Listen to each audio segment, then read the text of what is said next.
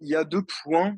Déjà, si on parle en termes de progression technique, je pense que le plus important, c'est de bosser son jeu. Aujourd'hui, je trouve qu'on est beaucoup dans les méthodes d'apprentissage, qu'est-ce qui est le plus optimal, pas le plus optimal. Je pense qu'en fait, le cœur de la chose, quand je vois les résultats des joueurs, ceux qui progressent, c'est ceux qui ont réellement la tête dans le poker, qui vont dormir en pensant poker, qui se réveillent en pensant poker, qui font que du poker et pensent que au poker. Et moi, c'est vraiment un aspect, un élément qui est ultra important chez les joueurs et c'est une grosse force. T'as des joueurs, tu leur apprends un concept, ils reviennent le lendemain, ils disent waouh, j'ai trop kiffé le concept, j'y ai pensé toute la nuit. Et tu vois des joueurs un peu fous, trop intense poker et c'est vraiment un critère qui fait énormément progresser. Donc moi, je pense que comme dans beaucoup de domaines, c'est bien de faire les choses de manière structurée, pour avoir une bonne méthodologie. Forcément, c'est plus optimal. Mais je pense que le point principal, c'est que à chaque fois que j'ai évolué au poker, que ce soit dans différents formats ou différentes stakes, j'étais toujours impliqué à 10 000%. Et pour moi, un des secrets, en fait, c'est juste de se construire une vie qui est full poker. Parler avec des potes que de poker, des personnes compétentes, forcément, cibler son entourage, mais être vraiment dans une dynamique où 99% de notre vie, c'est du poker. En tout cas, le maximum de pourcentage. Je pense que plus notre vie, c'est du poker, plus on progresse. Et qu'au final, les méthodologies, j'ai vu des gars réussir avec une méthodologie qui était moins bonne, mais ils avaient un bête d'entourage, ils pensaient poker matin, midi, soir, et donc naturellement ils progressaient. Ce qui faisait que ça marchait bien de mon côté niveau progression, c'est que j'étais sincèrement intéressé par le fait de comprendre, de progresser, d'évoluer, et j'étais dans une dynamique très proactive. Donc si pour étudier un spot, fallait que je passe 5 heures devant Pio, devant Flopzilla, et faire différents calculs pour trouver le bon spot, run mes propres sims, et ben je le faisais, tu vois. Pour te donner une petite info, mon premier investissement, c'est quand j'étais en NL10, NL20. J'étais monté à 2500 euros de bankroll. À ce moment-là, c'était Pio. Tu vois, je commençais à découvrir Pio, je commençais à découvrir le potentiel, les lock nodes. Mais par contre, bah, j'étais bloqué parce que j'avais un PC assez nul. Bah, j'ai pris mes 2500 euros de bankroll. J'ai investi 2200 euros dans un PC ultra puissant pour faire des simus. Et je suis retourné jouer en NL5, tu vois. Et en fait, je pense que c'est trouver ce qui marche en ce moment, c'est où que la compréhension vient selon le format qu'on joue. Tu vois, typiquement sur le live, c'est beaucoup du flop SIA, de l'échange, de l'expérience. Et juste, en fait, tout mettre en place pour avancer. Donc, moi, je pense que ouais, juste, j'étais pas flemmard. Et quand je voulais comprendre une stratégie, quand je voulais comprendre un spot, quand un spot me mettait en difficulté, ça me dérangeait pas du tout de passer 3 jours sur le spot, à run des sims, à comprendre le spot, à réfléchir. Et tu vois, je te parlais juste avant du côté de réflexion. Moi, quand je faisais des sims à l'époque, parce que je n'étais pas dans une optique. Quand j'ai vraiment progressé, c'est quand je suis sorti de l'optique et j'étais au pur et que je suis rentré vraiment dans la compréhension. Pourquoi Pio il joue le spot comme ça? Qu'est-ce qui se passe si l'adversaire ne joue pas le spot comme ça? C'est quoi les explos? Est-ce que moi je devrais jouer ce spot comme en GTO? Sinon, pourquoi je devrais dévier? Comment je devrais dévier? Et tu vois, quand je faisais une sim, euh, bah, je lançais la sim, j'allais me balader 1 heure, je réfléchissais au spot, je revoyais les réponses, je réfléchissais et tu vois, c'était un processus de toute une journée où en fait j'étais vraiment pleinement concentré sur le spot pour essayer de comprendre quels étaient les enjeux et qu'est-ce qui se passait dans ce spot. Et je pense que en fait c'est le fait d'aller de manière très qualitative et précise dans des recherches de genre, pour moi c'est ce qui fait progresser. De la même manière que pour progresser en jeu vs fiche, bah voilà, j'ai passé énormément de temps sur Flopzilla à comprendre différentes choses, faire différents calculs, essayer de trouver de nouvelles stratégies. Et je pense qu'il faut être un petit peu geek de stratégie pour vraiment évoluer et faut vraiment kiffer le truc, quoi. Alors, je pense que c'est un déclic qui maintenant, pour le coup, est compris de pas mal de joueurs, mais à l'époque, j'en avais jamais entendu parler. Je me rappelle exactement du moment, j'étais en Thaïlande, je jouais des spins, des spins, des spins, des spins. J'envoyais environ 10 000 spins par mois. Et à un moment, je me suis dit, OK, je vais essayer de jouer un peu plus qualitatif, rien que pour le plaisir du jeu, augmenter le V-Chips et faire plus de qualité. Et donc j'avais une routine où je grindais 2 heures, je travaillais 2 heures, je grindais 2 heures, je travaillais 2 heures, et je faisais ça toute la journée. Et à un moment, j'ai compris que, en fait, un coach m'en avait déjà parlé, un de mes coachs de spin m'en avait déjà parlé dans le passé, mais j'ai vraiment compris le concept pendant une session, que si, en fait, comprendre comment les EV elles étaient réparties. Typiquement, quand on se retrouve dans un pot heads up, qu'on est au flop, qu'on est en position, euh, souvent qu'on check back ou qu'on c bet, les EV sont relativement close. Et en fait, c'était comprendre que ces EV-là, elles dépendaient seulement des réactions de l'adversaire. Et donc, à partir du moment où toutes les EV étaient close, on se retrouvait dans des scénarios où si l'adversaire faisait plus de prop bet turn que la GTO, et bah du coup les EV changeaient. Si c'était plus déséquilibré en value, les EV changeaient. Si c'était plus déséquilibré en bluff, les EV changeaient. Si l'adversaire foldait un peu trop VSC bet, forcément les EV changeaient.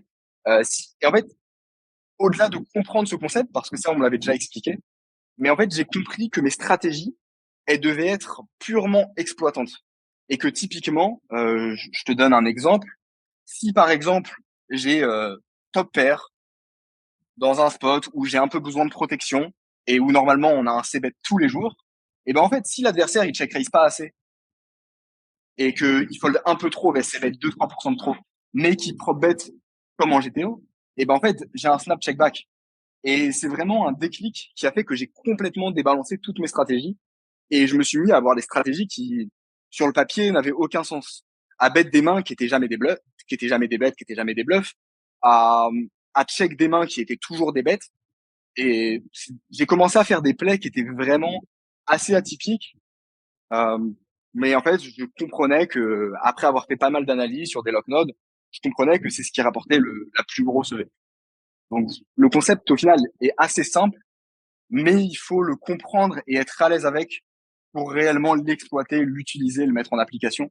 Et je pense que la différence avec pas mal de règles, du coup, c'est que en soi, t'expliques ça en règle, la plupart des règles le comprennent, l'entendent, et ça fait sens pour eux.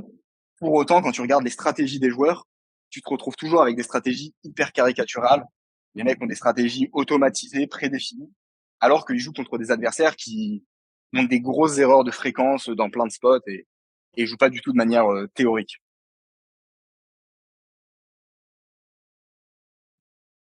Moi, je vais te donner mon retour. Je vais donner aussi un retour en tant que coach parce que j'ai coaché des joueurs en utilisant de la MDA et je continue à le faire.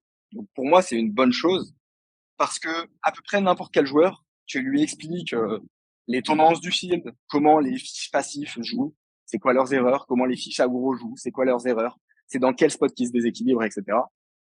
Hum, Bah, à peu près n'importe quel joueur va pouvoir prendre ces informations-là, les utiliser et faire pas mal d'argent. Moi, je me rappelle que à un moment, par exemple, j'ai dit à mes joueurs, c'était pendant le 90 days, donc avec Germain, tu pourras lui demander, il te racontera l'histoire. C'est qu'à ce moment-là, moi, je faisais de la MDA et je découvrais que les fiches français dans les lines de Donk River avaient beaucoup, beaucoup, beaucoup trop de bluffs. Ils se retrouvaient trop dans des scénarios où ils allaient check raise leur value turn. Et en fait, River, c'était souvent une troisième paire, quatrième paire qui paniquait ou alors un bluff. Et donc, il y avait énormément de Donk River et c'était ultra déséquilibré en bluff. C'était genre 60%, 60-70% de mains pas fortes entre des block bets et des bluffs. Et du coup, ce que j'ai dit à mes joueurs, c'est OK les gars, on va faire un test. Je sais que quand vous prenez un Donk River, ça vous fait peur et je sais que vous n'avez pas du tout envie de call parce que je sais pas comment c'est maintenant, je suis plus trop dans le hotline, mais à l'époque, ça faisait peur. Et du coup, je leur ai dit, OK, les gars, vous allez call absolument 100% des donk bet river dès que vous avez un bluff catcher. Et on va avoir un tableau en commun. Donc, on était 16 joueurs. J'avais 16 élèves à ce moment-là dans ce programme que j'avais lancé. Et à chaque fois que vous allez call, vous allez rentrer la main dans un Excel. Et toutes les mains où vous auriez fold de manière générale, mais que là, vous avez décidé de call parce que je vous ai demandé de call. Donc, en gros, quand eux, ils pensent que c'est un fold et qu'ils se forcent à quand même call, eh ben, on va rentrer ça dans un tableau. Donc, bon, je te zappe les calculs, mais en gros, on calcule combien ils auraient perdu s'ils avaient fold et combien ils ont gagné ou perdu s'ils ont call. Et on s'était rendu compte que les gars, je me rappelle plus les blindes exactes, mais c'était quelque chose d'astronomique. Genre, ça devait être du 200 BB 100, 300 BB 100 sur les mains à call les spots. Et du coup, on a vite eu beaucoup de data, on a vite eu 200, 300 spots parce que bah juste ça allait très vite. C'est un exercice en plus que j'ai refait après avec des joueurs. Mais tu vois, parce que je leur ai donné cette information, ils ont débranché leur cerveau et ils ont juste call et ils ont fait de l'argent. Donc pour ça, la MDA, je trouve que c'est très bien. Maintenant, je vais rentrer dans la deuxième partie qui est pour moi la grosse limite de la MDA. C'est que pour le coup, j'ai fait beaucoup de MDA, j'ai donné des stratégies à des joueurs pour qu'ils puissent les mettre en application, exploiter facilement les adversaires et donc voilà, découper les différents profils, donner les adaptations contre les différents profils. Et le problème, c'est que très vite, j'ai vu que les joueurs étaient capés dans leur compréhension du jeu parce que ils se mettaient à suivre des stratégies de manière vraiment trop stricte et à arrêter de penser qu'en fait, on joue que contre eux. Même si le fiche passif qui a 50 de VPIP, 4 de PFR, en général, il joue comme ça, eh bien, en fait, il y a une infinité de fiches passifs. Et la MDA, c'est une bonne chose par défaut. Quand on n'a pas d'informations, mieux vaut savoir que le field, c'est à peu près ça, plutôt que de rien savoir. Quand on a juste un VPIP PFR et qu'on n'a pas de showdown, mieux vaut savoir que ce VPIP PFR correspond à ce type de profil que rien savoir. Mais pour autant, le mieux du mieux, ça reste les analyses précises. Les analyses précises où c'est un exercice que je m'amuse à faire, moi, que je fais avec mes joueurs, c'est on prend un joueur, on regarde 10 showdowns, et après 10 showdowns, on doit deviner les mains du joueur. Et je t'assure que si tu fais cet exercice de manière qualitative, tu vas te rendre compte que 80% du temps, tu arrives à deviner de manière très précise la main ou le type de main que l'adversaire a. Et tu vois, pour moi, c'est ça la note, c'est ça le poker. Le poker, c'est réussir à avoir des analyses assez précises parce que on a bien analysé le profil. On sait que quand il utilise ce bet size au flop, puis qui just call à la turn, puis qui donc bet river, on sait que c'est cette main précisément parce qu'on a noté des informations et on a noté les showdowns. Donc la MDA, je trouve que c'est bien parce que ça permet de d'éviter de faire des grosses erreurs et de comprendre à peu près le profil. Mais pour autant, ça peut être assez dangereux parce que les joueurs commencent à trop avoir de la surconfiance. Ils commencent à avoir des stratégies qui sont trop prédéfinies et il n'y a plus du tout de réflexion et ça devient automatique, robotisé et c'est là où ça devient assez mauvais pour les résultats et on perd beaucoup d'argent.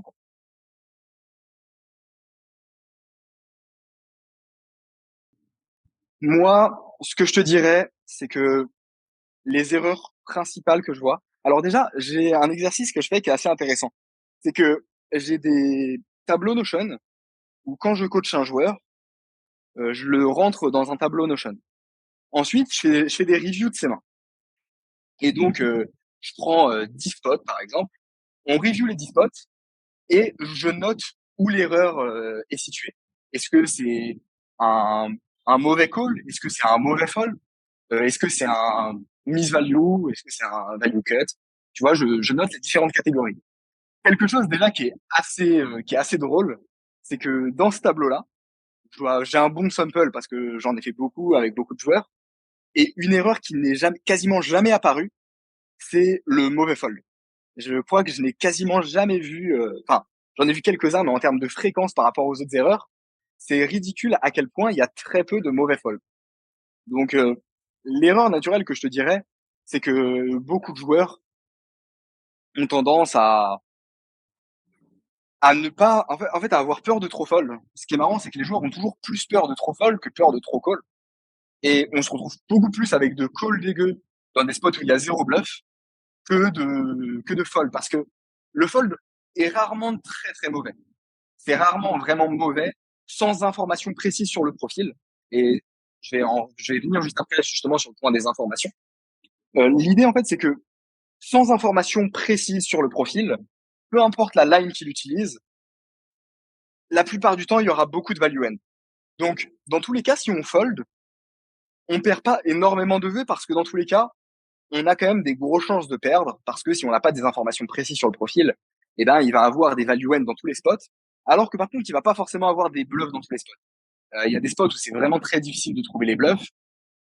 Il y a des spots où c'est difficile de trouver les values, certes, mais il y en a quand même beaucoup, beaucoup.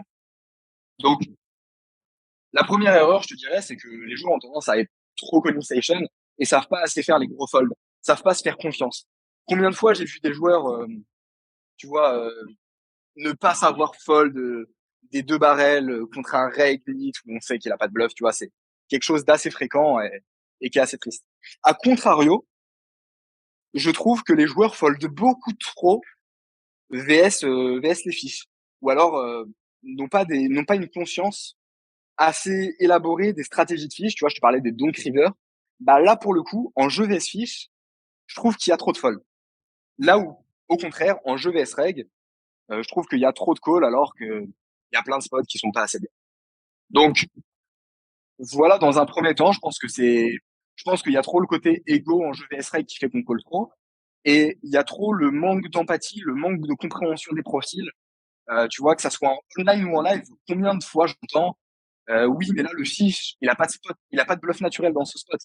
Mais pour avoir poncé des datas et pour avoir joué en live et échangé avec des fiches, en fait, on se retrouve dans plein de spots où les gars n'ont pas besoin d'avoir des bluffs naturels parce que il y a une notion de play irrationnel qui est qui est énorme en fait, qui prend quasiment toute la place. La plupart des actions des joueurs récréatifs, elles sont irrationnelles. Donc on peut pas transposer son thinking process. La plupart du temps, quand un fiche il décide de miser, c'est pour des raisons émotionnelles, c'est pas pour des raisons intellectuelles. Surtout quand le pot commence à grossir. Et donc typiquement, on parlait des donk bets river juste avant. Bah, c'était des spots où les gars ils vont call de barrel avec troisième paire et ils vont te donk bet trois quarts pot avec troisième paire. Tu vois, et ça a pas de sens en fait. On pourrait en discuter, essayer de comprendre. Au final, c'est juste que le mec il panique.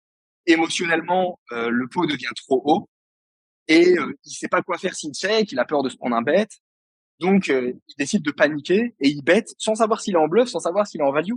Mais pour avoir coaché des joueurs qui passaient justement de récréatif à reg et qui avaient pas d'expérience dans le poker, c'est un play que j'ai énormément vu. J'ai énormément vu, moi, un des soucis avec les joueurs que je coach qui ont tendance à être plutôt fiches et qui veulent se professionnaliser, c'est que ils font des plays qui n'ont pas de sens. Ils font des plays où ils savent pas s'ils bluffent, ils savent pas s'ils sont en value. Juste, ils ont une main à peu près moyenne. Ils aiment bien leur main et ils mettent un parpaing et ils comprennent pas ce qui se passe parce qu'ils veulent que le coup s'arrête et que la surcharge émotionnelle, elle est trop haute. Et ça, les règles online ont très, très peu de, ont vraiment beaucoup de mal à le comprendre. Et du coup, ça fait que les plays VS fiches des joueurs online sont vraiment très peu qualitatifs pour le coup.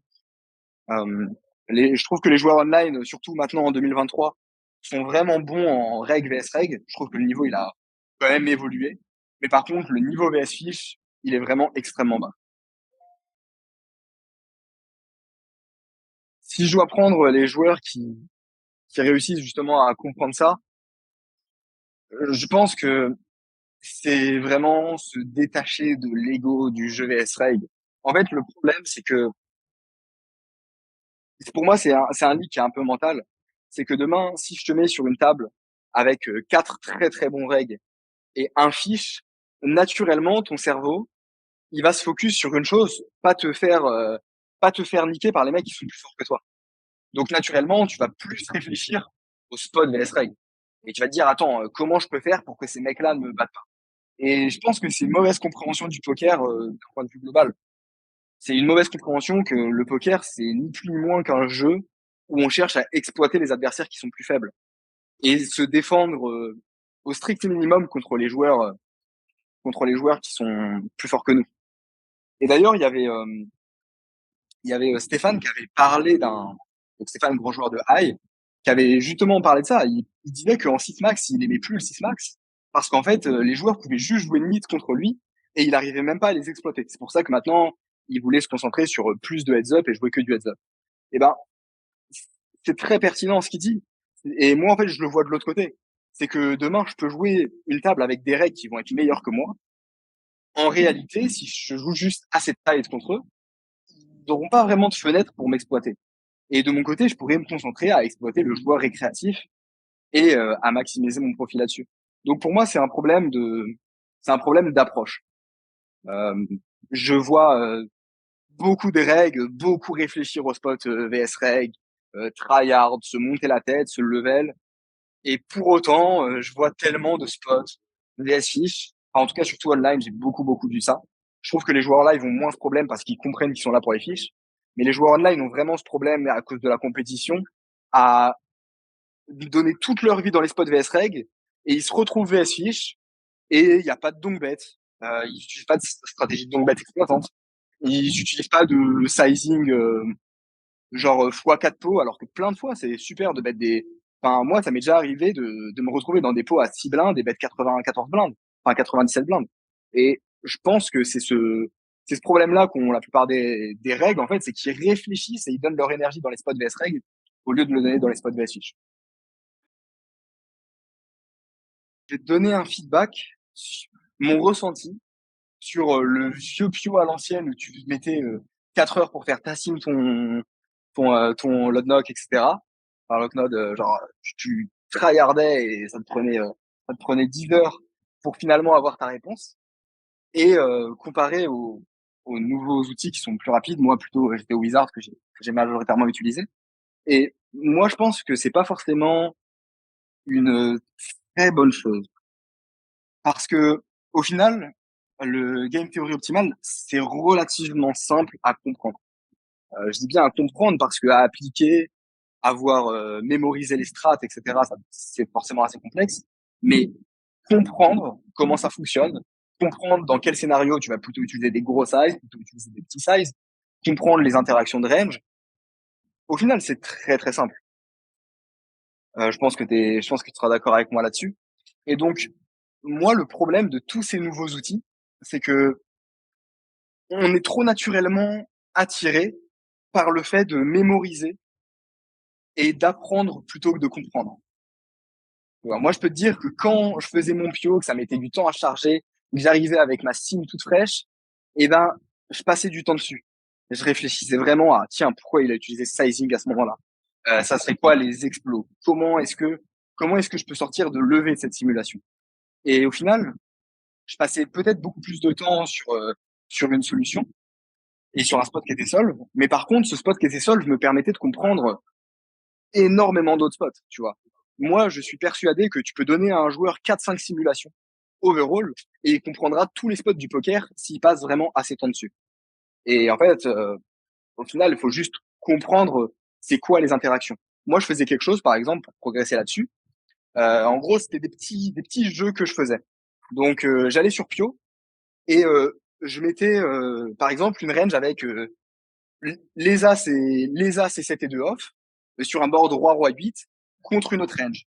Et je regardais les sizing qui étaient utilisés. En fait, je faisais des jeux très extrêmes avec avec des conditions très extrêmes, avec des grosses polarisations ou avec des ranges très émergées, très notés. Et j'allais faire des petits jeux comme ça pour essayer de comprendre comment ça fonctionnait et comment les sizes allaient changer selon les petits jeux que je mettais. Et ça m'a fait progresser parce qu'en fait, ça me permet vraiment de comprendre comment ça fonctionnait dans le global, pourquoi on mettait tel size, pourquoi c'était intéressant, pourquoi est-ce que comment l'adversaire devait se défendre face à tel size, c'était quoi la proportion de bluff qu'on devait avoir dans tel ou tel size. Pour moi, en fait, c'est ça le game theory optimal et c'est pour ça que c'est intéressant. Donc, premier point, je pense que peu importe tous les logiciels super qui sortent, je pense que c'est pas réellement une bonne chose parce que ce qui fait les résultats d'un joueur, c'est plus la compréhension que l'apprentissage. Du coup, dans un deuxième temps, pour te faire un retour sur les solvers, en fait, de manière générale, moi, je trouve que en fait, c'est une manière d'énormément s'éloigner de l'essence du poker. De ce que j'ai vu, je pense que n'importe qui regarde cette vidéo, qui a été baigné dans le monde du poker pourra le confirmer. On a vu des milliers de joueurs être compétents, faire 8-9 BB100, commencer à bosser la GTO, commencer à bosser un jeu théorique, commencer à bosser un jeu VS Reg et complètement d'Europe leur win rate. Je pense que genre vraiment tout le monde a au moins vu ce scénario se produire. Moi, j'ai plein de joueurs que j'ai vu rentrer dans ce cycle. Et en fait, moi, je pense que je pense qu'on s'éloigne. Je pense qu'il y a énormément d'excellents joueurs. En tout cas, ça dépend encore une fois ce qu'on vise. Si on vise la 25-52 GG, forcément, c'est pas les mêmes objectifs. Mais sur des fields où les règles ne sont pas excellents et où il y a des beaux fiches, et ben la priorité, c'est de comprendre. En fait, c'est d'arriver à avoir une capacité de déduction. Le poker, c'est un jeu à information incomplète. Ce qu'on veut, c'est recueillir des informations pour être le plus précis possible sur notre analyse. Ce qu'on veut, c'est comprendre ce joueur-là, c'est quand qu'il change de sizing, c'est quand qu'il se déséquilibre dans tel ou tel spot, c'est quoi les spots qu'il aime bluffer, et c'est quoi les spots qu'il aime pas bluffer. C'est comprendre son fil. Et le problème, c'est que quand on arrive dans un spot et que notre première pensée, c'est attends, théoriquement, ici, c'est quoi mon size, ben, on peut pas réfléchir à tout en même temps. Et moi, encore une fois, d'un retour d'expérience, quand je coachais online, j'avais deux phases de coaching. J'avais des phases VS Fish et des phases VS Reg et plutôt poussé sur la théorie et sur du leak finding de règles de manière assez précise. Et j'ai eu une constatation qui était absolue, c'est qu'à chaque fois qu'on était sur des périodes de 2 mois où on bossait que du VS Reg, et ben les win rates, ils droppaient de ouf et dès qu'on était que dans du VS fiche, que dans de l'explo, que dans comprendre chaque gros fiche de la room, comprendre comment ils réfléchissent, comprendre dans quel spot ils ont zéro bluff, dans quel spot ils ont zéro value end, et ben là pour le coup, les win rates, ils explosaient. Et ça a été vraiment quelque chose d'absolu. C'est-à-dire que je ne pense pas avoir, enfin 90% du temps, mes joueurs faisaient plus de win rate quand on était sur une période VS fiche que sur une période VS reg. Et au final, pour moi, l'essence du poker, c'est ça. L'essence du poker, là où tu génères vraiment de levée, tu vois, le game theory optimal, la base, si on parle de ça de manière assez grossière, c'est d'être inexploitable et d'être équilibré dans tous les spots. Donc, assez naturellement, on comprend que la plus grosse erreur au poker, c'est d'être déséquilibré. Et donc, que la meilleure chose au poker, c'est d'exploiter un déséquilibre. Et au final, je trouve ça assez bête parce que il y a beaucoup de joueurs qui sont focus sur être équilibrés au lieu d'exploiter des déséquilibres. Et l'argent, il est dans exploiter les déséquilibres, il n'est pas dans être équilibré. Donc ça peut être intéressant de comprendre la GTO, comprendre comment elle fonctionne, mais le step 2, c'est de se plonger sur quels sont les déséquilibres chez les joueurs que je joue et comment les exploiter. Et on a beau tout dire, les joueurs qui ont les plus gros déséquilibres, c'est les joueurs récréatifs. C'est les joueurs qui vont bet 3 quarts en value, mi-pot en bluff de manière constante sur quasiment tous les spots. Et c'est ces joueurs-là qu'on va pouvoir réellement exploiter et faire un argent infini parce que il y a des spots où ils ont 90% de bluff, il y a des spots où ils ont 90% de value. Et genre, c'est juste trop facile, en fait. À partir du moment où on se met le nez dedans, on peut générer des EV qui sont monumentales contre les récréas. Et pour moi, c'est l'essence du poker. Et tous ces, toute cette vague de GTO, même si elle est très intéressante, pour moi, elle l'éloigne du but principal. Et c'est pour ça que plein de fois, on voit des joueurs qui font des très bons win rates, qui comprennent pas grand chose d'un point de vue théorique. On se dit, mais putain, qui sont cons, pourquoi ils print, c'est quoi le problème? Et en fait, juste, ces mecs-là sont plus concentrés sur la vraie chose et sont moins concentrés sur le superflu. Donc, moi, je pense qu'il faut regarder ce qui marche. Je pense qu'il y a énormément de joueurs très bons théoriquement qui ont des win rates dégueulasses. Il y a énormément de joueurs très mauvais théoriquement, mais qui comprennent le field et qui comprennent les exploits et qui font des très bons win rates. Donc, naturellement, on se dirige et on copie ceux qui font de l'argent. Donc, voilà pour répondre à ça. C'est intéressant la question parce que, en fait, la transition, je l'avais déjà fait avant de jouer en live. Déjà, avant de jouer en live, j'avais compris que l'argent, il était contre les joueurs récréatifs et que le meilleur moyen pour faire de l'argent, c'était d'optimiser les plays VS récréatifs. Donc au final, j'ai pas eu de transition à faire et mon jeu était déjà assez adapté pour le live parce que j'avais une approche où je j'ai jamais été le meilleur en jeu VS Reg et moi mon travail à la table c'était d'exploiter les règles nulles, de me défendre contre les règles forts et surtout d'énormément exploiter les récréatifs. Donc au final, j'avais pris l'approche avant de faire la transition et donc tu sais, j'ai passé des centaines d'heures sur des flops IA, à review des spots VS Fish, à réfléchir à quel était le meilleur sizing de ces bêtes contre quel profil, contre quel autre profil il fallait prendre un autre size de ces bêtes. tout ça pour, tout ça pour gratter du win rate sur, un fiche de la table, tu vois? Et quand du coup je suis arrivé en live et que j'ai vu, 4-5 fifs à ma table, en fait, c'était juste, l'eldorado pour moi, tu vois? Parce que ça mettait, en fait, le live met toutes mes forces en lumière et m'enlève toutes mes faiblesses.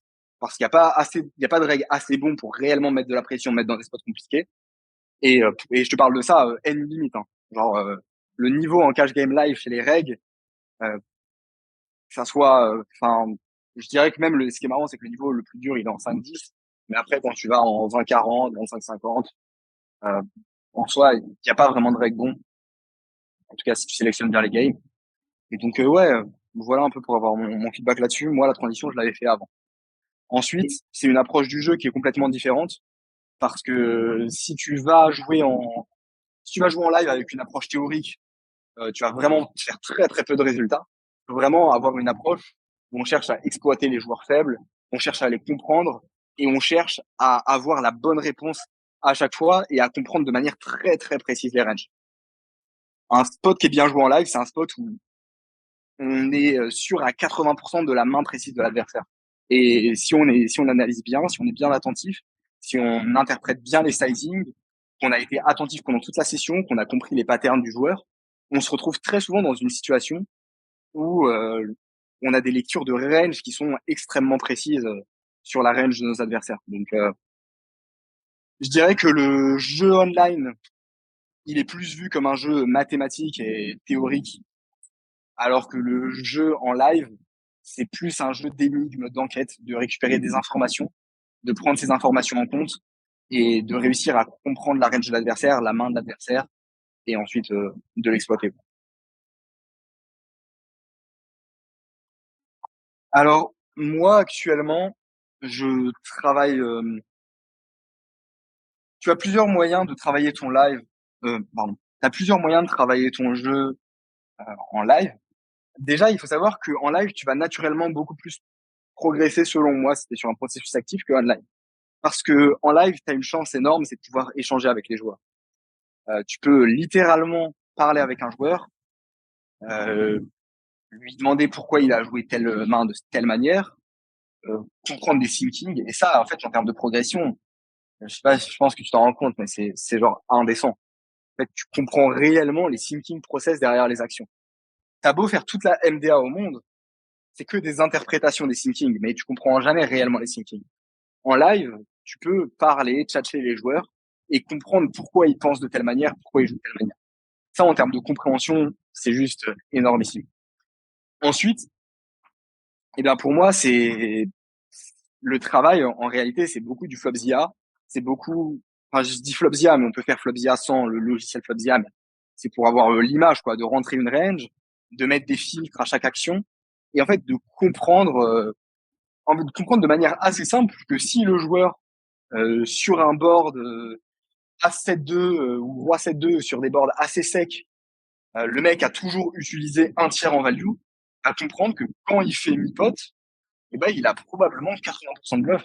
Et en fait, c'est simplement comprendre ça, être très observateur, utiliser ces informations, les utiliser contre l'adversaire et exploiter l'adversaire. Au final, le jeu, je le trouve relativement simple. Tu vois, moi, j'ai pas de réelle méthodologie de travail en live maintenant parce que j'ai fait assez de flopzilla pour réellement bien réussir à faire les filtres de manière mentale.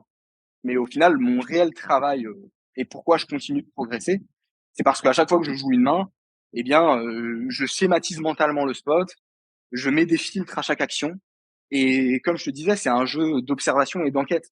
Je me dis, attends, tiens, il a joué comme ça pré-flop. Ok, donc on enlève ces mains-là. Il a joué comme ça au flop. On enlève toutes ces mains-là. Il a utilisé ce sizing-là spécifique. On enlève toutes ces mains-là. Ok, très bien. Ensuite, on arrive à la turn. Tiens, il a eu un timing qui est comme ça. On enlève aussi ces mains-là. Et tu vois, quand tu épures bien de manière précise, quand tu arrives à la river, il n'y a plus beaucoup de mains. Et donc, le travail, bien sûr, il y a à apprendre tous les exploits, quel est le meilleur sizing selon les ranges, etc. Mais ça, c'est un travail que j'ai déjà fait et maintenant, j'estime plus vraiment que j'ai besoin de le faire. Mais au final, tout mon travail, et ben, en fait, c'est de répéter ce processus encore pour le fluidifier, le fluidifier, le fluidifier. Et aussi, tester de nouvelles stratégies. Tu vois, il y a toujours un peu de test. tiens, ici, dans ce spot, je bête 10 fois pot, qu'est-ce qui se passe? Et après, tu parles avec le joueur. Et dans tous les cas, tu vois les réactions des joueurs. Tu vois comment il réagit quand tu bêtes 10 fois pot. Tu vois ce qui se passe dans sa tête. Il va l'exprimer et après la session, tu peux parler avec lui, lui demander son retour sur le spot. C'est quoi les mains qu'il aurait potentiellement call? Et même si les joueurs sont pas parfaitement honnêtes sur leurs réponses, eh ben, ils vont quand même donner des indications. Et ça permet de comprendre le ressenti des joueurs face à différentes actions. Et ça vaut beaucoup, beaucoup.